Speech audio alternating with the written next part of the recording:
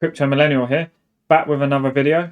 This time we're looking at a project called Shrapnel. Shrapnel, to summarize then, is a AAA FPS extraction shooter built using the Unreal Engine, and it utilizes any brain anti-cheat technology. It's also, obviously, because it's on my channel, built on Avalanche, and that allows for digital ownership in this game. So in the video, we're going to just quickly dive into it, understand this project, go through the usual things that we do on this channel, understand the gameplay, tokenomics, roadmap, and what Shrapnel is all about. The lore behind Shrapnel then is basically an asteroid collides with the moon and causes meteorites to bombard in a 500 km wide band around Earth. This area then becomes known as the sacrifice zone, or the zone, and it's left uninhabited and cut off from the rest of the world. What they find then is that in this zone there's a mysterious material called compound sigma, and this is the material that forces are fighting over, creates a big battle. And what in game you'll be doing is going into this zone, scouting for loot, fighting players, but also collecting this compound sigma as reward. So it's going to be valuable in the Shrapnel ecosystem. It's kind of a little bit similar to Dune, with how important spice is, if you've seen, the Dune films or read the books. Onto the gameplay then. I sort of alluded to it earlier, but it's an extraction based game. So what you do is venture in as a player to this zone to extract the valuable resources. Sounds straightforward, but obviously there's going to be other opposing teams and players in there. So you're going to be fighting against those, but also you're going to need to really be quite strategic about it. So it's a strategic FPS based extraction shooter. All items are dropped on death in the form of NFTs. So you've got to really be clever about your gear, understand kind of what loadout is going to maximize that return ratio. You obviously don't want to bring in your expensive gear into a mission that you're likely to fail. So it's kind of balancing that out. You're going to be able to customize your loadouts. When you're playing Shrapnel then, you can pick any of 3 operator classes. So you've got the Assault, the Survivalist, and then the InfoSec. Each one has its own skill-based progression tree. And as you develop your operator, they unlock different abilities and specialized equipment to improve the gameplay. And it's all unique to the operator. Each operator has its own weakness as well, and it's complemented by the strengths of another operator. So the interesting thing is this gives variety in your teams entering the zone. You're going to want a mixture of players that use different operators, creates that depth of variety in the game. It's not just going to be all out assault operators running and gunning. There's a bit more strategy to it, and you're going to need to partner up with others to really maximize the efficiency of your extraction. What I like is that it's not just you pick these 3. You can also choose a temporary operator that allows you to experience these 3, try them out, see what you think, and that's available in a lower risk reward play. In game then you'll also be able to join these MEF headquarters, and basically what it's like is kind of a clan where you can join various other players and create a headquarters which gets built into the game loop pre and post game. So you have your own kind of house essentially where the clan members, your HQ members are.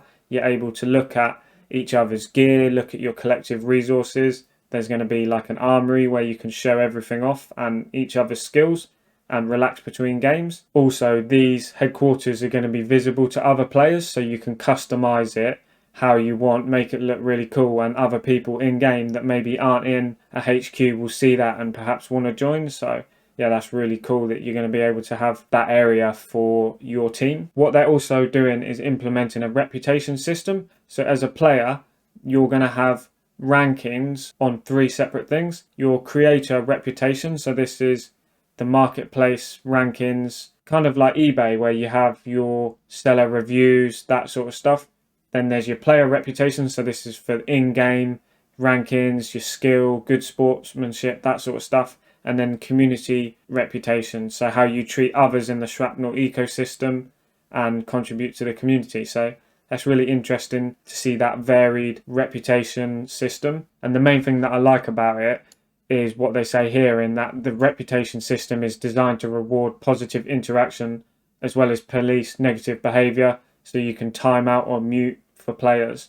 Bad behaviour will always result in a ban from Shrapnel, so that's key. You know, you don't want bad community members ruining the user experience on this game. And then finally, if you're a player with a high score in these areas, so if you've got good reputation, you're going to receive in-game boosts and modding capabilities. So Shrapnel are really incentivizing you to have a good reputation, participate in the ecosystem, be a good community member and gamer, so that everyone else has an enjoyable experience on the game too. I think it's a great idea, and I'm excited to see how that plays out. In the Shrapnel game economy then, several different personas are going to be able to participate. So you don't have to just be a player to be part of the Shrapnel ecosystem. You could be either a creator, you could be a curator, or you could be a landowner. The creators are going to be creating items, selling them on the secondary market. Curators are going to be who likes making content for the community. And then landowners will also be rewarded for making their upfront commitment. Onto the tokenomics then.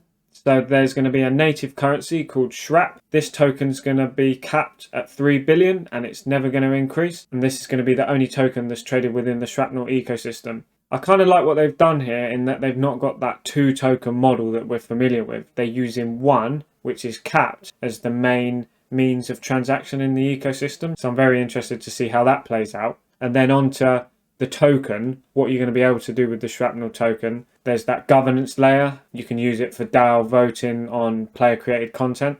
You're also going to be able to use it as a payment to validator fees. Shrapnel running on Avalanche is going to run their own validator. So you're going to be able to stake Shrapnel on validator nodes. Then there's going to be a minting and medium of exchange fee. So these fees are always paid in Shrapnel for when you create content like maps, skins, vanity stuff. And then most importantly, whenever you're buying anything on the marketplace, this is the default currency. It's quoted in USD, but you pay in the relevant amount of Shrapnel. And then finally, Shrapnel will also be given as rewards for player created content or gameplay. Onto the game flows then, I wanted to look at this player one. So as you can see from this graphic, it's very player focused.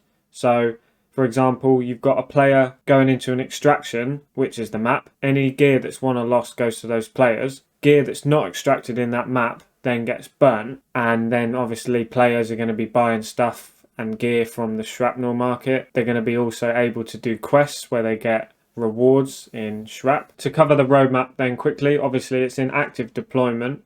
Where they are right now is around that phase 0, phase 1. Some key things to look out for then. So there's going to be the asset offering where you're going to be able to get your call signs, get land, gear, resources. Then there's going to be the build phase where you can create your unique styles, the maps, mint those NFTs and then trade them on the marketplace. That's going to be available in phase 3. And then finally on phase 4, this obviously going to be when it deploys, when the game launches. There's going to be incentivized competitive gameplay trials, player extraction modes, and then that Shrapnel distribution for content and stuff that's created in the Shrapnel ecosystem.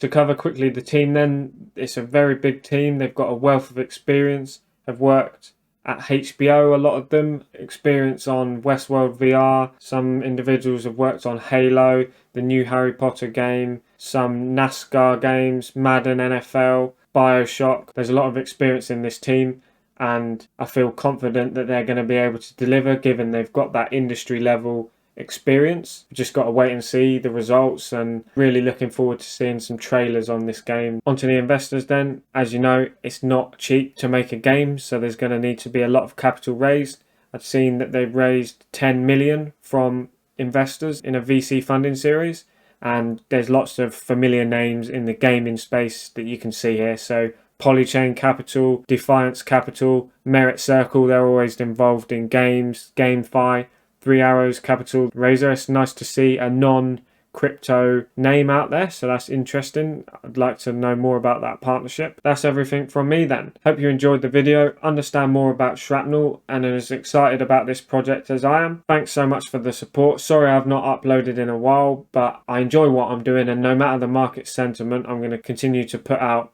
regular content for you guys. So yeah, just stay tuned for more videos. Speak to you soon.